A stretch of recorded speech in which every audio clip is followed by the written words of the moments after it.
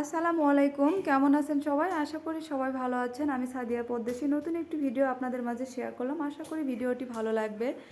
আজকে আমি যাচ্ছি গ্রামের বাড়িতে, আমার শ্বশুর বাড়িতে রেডি হয়েছি। আমার বর মানে ফ্যামিলির সবাই মিলে চলে যাচ্ছি। আমরা একটু জেলা সদরে থাকি। আজকে যেহেতু স্কুল বন্ধ, আমার শাশুড়িও অসুস্থ, ভাবলাম একটু দেখে আসি। প্রচণ্ড গরমে আসলে গ্রামে যাওয়া হয় না, আমাদের অনেক দিন পরপরই নিয়ে যায়, বাচ্চারা অসুস্থ হওয়ার জন্য। চলেন লেটস গেট স্টার্টেড, শুরু করা যাক। চলে যাচ্ছি। আমার মেয়ে তো মোটরসাইকেলে ওঠার সঙ্গে সঙ্গে ঘুমিয়ে যায়, আর বড়টাও এখনও ঘুমানোর সময় হয়নি, ও ঘুমায় 2টার দিকে।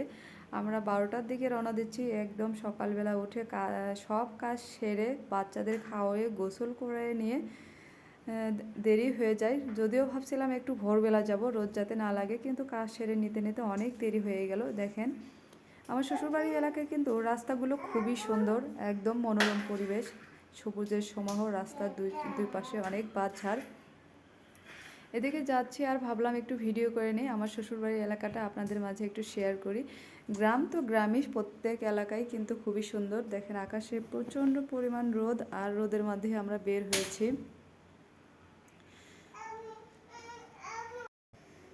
হয়েছি। একদম দুপুরের ঠাটা পড়ানোর রোদ, বাচ্চারা একদম পুড়ে যাচ্ছে। আমি একটা এক্সট্রা কাপড় নিয়েছি হাতে, বাচ্চার উপর ধরেছি। আর বড় ছেলেটা হচ্ছে মোটরসাইকেলের সামনে, ছোট মেয়েটা আমার কোলে নিয়েছি। দেখেন এত সুন্দর পরিবেশ, একদম চোখটা ফেরানো যাচ্ছে না। সবুজের সমারোহ, খুব সুন্দর রাস্তা। আমার শ্বশুরবাড়ি একদম বাড়ি পর্যন্ত পাকা রাস্তা, একটু কাঁচা 1 মিনিটের রাস্তা। একদম পাকা রোডের সাথেই বাসা। দেখেন কি সুন্দর পরিবেশ। আসলে প্রত্যেকেরই শ্বশুর শাশুড়ি থাকে, যাদের যাদের বেঁচে আছে সবাই সম্মান ভালোবাসা দেওয়ার চেষ্টা করবেন। যতদিন আল্লাহ তাদের বেঁচে রাখে সবাই একটু ভালোবাসা দিবেন। এই কারণে যে তাদের যদি ছেলেটাকে জন্ম না দিত, আমরা কিন্তু এত সুন্দর ভালোবাসার মানুষ কাছে পেতাম না। এই তো দেখতে দেখতে বাড়ি চলে এসেছি। বাড়িতে এসে ভিডিও করা হয়নি। খাওয়া দাওয়া শেষ করে যখন বাচ্চাদের খেলতে দিয়েছি তখন আমি ভিডিও করে নিয়েছি, কারণ আমার শ্বশুরবাড়ি কেউই ক্যামেরার সামনে আসতে চায় না, তাই আপনাদের দেখানো হয়নি শ্বশুরবাড়ির। এই দেখেন উঠানের মধ্যে নেমে আশেপাশে, উঠানের আশেপাশে তারা হচ্ছে মুরগি। আমার মেয়ে মুরগি দেখে খুব খুশি হয়েছে। ও হাঁটা শেখার পর এই প্রথম নিয়ে আসলাম, 3 মাস পর, রোজার ঈদে আসছিল, কুরবানি ঈদে আসার পর এই প্রথম গেল, প্রায় 2-3 মাস পর। মুরগি দেখে তো খুব খুশি হয়ে গেছে। আমার ছেলেটা খালি পায়ে ঘুরতেছে। গ্রামে গেলে ওদের সব সময় চেষ্টা করি খালি পায়ে মাটির মধ্যে ঘুরে বেড়ানোর, কারণ শহরে তো মাটি পায় না, সারাদিনই রুমের মধ্যে বদ্ধ হয়ে থাকতে হয়। ছেড়ে দিয়েছি, ওরা যা ইচ্ছা তাই করুক, মাটি দিয়ে খেলতেছে, ধুলাবালি দিয়ে। আর মেয়েটার পায়ের ভিতর কাটা যাবে জন্য জুতাটা খুলে দেয়নি। ও হচ্ছে ওই যে, এটা হচ্ছে আমার ভাতিজি হয় সম্পর্কে, আর এটা হচ্ছে আমার ছেলে। ও দেখেন গ্রামের ছেলেপেলেরা কিন্তু প্রচণ্ড গরম, কাপড় চোপড় গায়ে রাখে না, তারা বালির মধ্যে খেলেই অভ্যস্ত। এটাই কিন্তু ওদের মজা। আমার ছেলেমেয়েরা ওদের দেখে খুবই খুশি হয়ে গেছে, একদম খুশিতে আত্মহারা। এই যে যেহেতু ও নতুন হাঁটা শিখেছে, উচ্চদপাতে বারবার পড়ে যাচ্ছে। এদিকে হচ্ছে ফার্স্ট টাইম আমার মেয়েকে কাজলের টিপ দিয়ে দিয়েছে। আমার ছেলে বারবার দেখে বলতেছে ময়লা ময়লা, ওটাই তুলে দিতে চেষ্টা করতেছে। দেখেন কত সুন্দর লেবুর গাছ, একদম বাড়িতে চতুর্দিকে হচ্ছে সবুজের সমারোহ। একটা খোলা জায়গা আছে, খোলা জায়গাতে মনে করেন যে আমার শ্বশুরবাড়ির পাশের বাড়ি এটা। দৌড়ে এই বাড়ি থেকে সে বাড়ি যাচ্ছে, সে বাড়ি থেকে এই বাড়ি আসতেছে। কি বলবো, খুশিতে আত্মহারা হয়ে গেছে। যারা আপনারা শহরে থাকেন মাঝে মাঝে চেষ্টা করবেন বাচ্চাদের নিয়ে গ্রামে ঘুরতে যাওয়ার, কারণ কি সারাদিন শহরের মধ্যে এই বদ্ধ রুমে থেকে বাচ্চাদের একদম হয়ে যায়।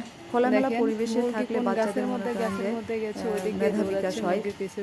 সবকিছুর সাথে পরিচয় করে দিতে হয়, সব পরিবেশের সাথে মানিয়ে নিতে হয়। অনেকদিন পর ছোট বাচ্চা থেকে ঘন ঘন বাড়িতে আসি না, গরু ছাগল যেটা দেখতেছে সেটাই কি বলতেছে, মামনি আম্মু এই যে এটা আর কত কি বলতেছে। এই যে আমার ছেলেটা এটা নিয়ে ছুঁড়ে ফেলতেছে, ওটা নিয়ে ছুঁড়ে ফেলতেছে, খুশিতে একদম আত্মহারা হয়ে আমার শ্বশুর বাড়ি এসেছে, আমরা দৌড়াচ্ছে এদিক থেকে সেদিক, খুবই ভালো। এই যে পাশের বাড়িতে এসেছে, এদিকে আমার মেয়েটা দেখেন দৌড়াচ্ছে, আর ওটা হচ্ছে আমার ভাতিজি হয়।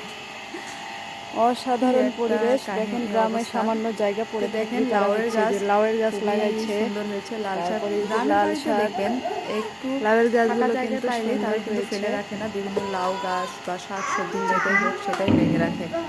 আসলে গ্রামে থাকার মতো শান্তি আর নাই। লাউ গাছগুলো দেখে মনে হচ্ছে এখনই শাক তুলে যেন ভাজি করে খুব খাই বা সুন্দর তরকারি হয়েছে রান্না করে লাউ বা ভর্তা গাছগুলো, করে খুব খাই। সুন্দর। খুব সুন্দর দেখা যাচ্ছে, অসাধারণ হয়েছে, গ্রামে থাকলে খুবই লাউ ভালো শাক লেগেছে। সব শাক সবজি একদম টাটকা টাটকা পাওয়া যায়, ফরমালিন মুক্ত।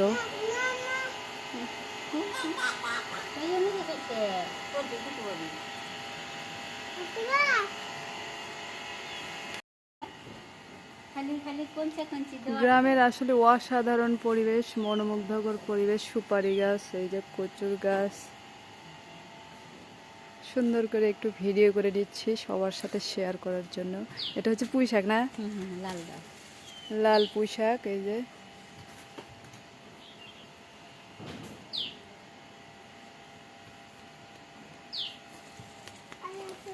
সে দেখেন এই কত যে সুন্দর লেবু লেবু গাছ, গাছ। অনেক বড় লেবু। লেবু এখনো ধরে নাই। অনেক লেবু ধরেছে ভিতরে, কিন্তু ক্যামেরাতে ওটা আসেনি। তো ভালো থাকবেন সবাই, ভালোবাসার মানুষদের ভালো রাখবেন। আর লাস্টে কিন্তু চমক, আমি হচ্ছে আমার মেয়েকে নিয়ে বাতাসে একটু ঘুরে বেরোচ্ছিলাম, ভাবলাম আপনাদের সঙ্গে একটু শেয়ার করি। এই তো, মাশাআল্লাহ। ভালো থাকবেন সবাই, আল্লাহ হাফেজ।